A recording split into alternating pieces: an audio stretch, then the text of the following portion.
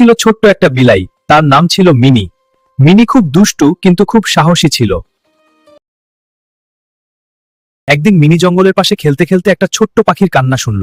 পাখিটার বাসা গাছ থেকে পড়ে গিয়েছে। আমাকে পাখিটাকে সাহায্য করতে হবে। ধন্যবাদ বন্ধু, তুমি খুব ভালো।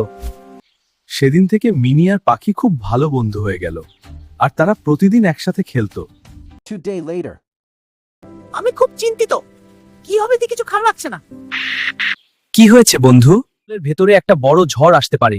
আমার অনেক বন্ধু পাখি এখনো বাসা বানাতে পারেনি। চলো আমরা সবাইকে সাহায্য করি। তারপর মিনি আর পাখি জঙ্গলের ভেতর গেল।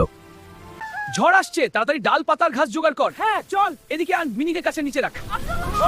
পাখির বাসা শক্ত করে বানানো ছিল বলে কেউ আর সমস্যায় পড়ল না। ঝড় শেষ হলে সব পাখি বলল। সেদিন থেকে জঙ্গলের সব প্রাণী জানলো মিনি শুধু দুষ্টু নয়, সে খুব সাহসী আর ভালো বন্ধু।